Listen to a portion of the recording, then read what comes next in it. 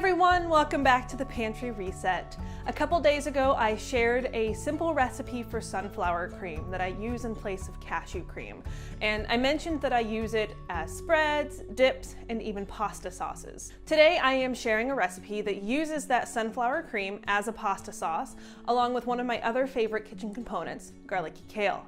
This recipe, if you already have the sunflower cream made up, comes together really fast, in about the time it takes to cook the pasta. So let's go ahead and get started. Mince the garlic, remove the stems from the kale, and shred. Heat a large pan over medium-low heat and add the olive oil, followed by the garlic. Cook the garlic for about a minute until it starts to become golden, then add the shredded kale to the pan.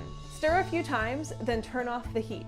The goal is to soften the kale just a little bit. You don't want the kale completely wilted, you want some texture to it, and that'll really help the pasta dish come together. Next, make the sauce. Combine the sunflower cream with the lemon juice, lemon zest, smoked paprika, and salt. Stir to combine. When the pasta is done, transfer the pasta to the pan with the kale, reserving the pasta cooking liquid. Add the sunflower cream and toss until everything is well incorporated. Add a splash or two of pasta water to make sure the sauce covers the noodle, and you can serve this pasta with a sprinkle of red pepper flakes, but that is completely optional.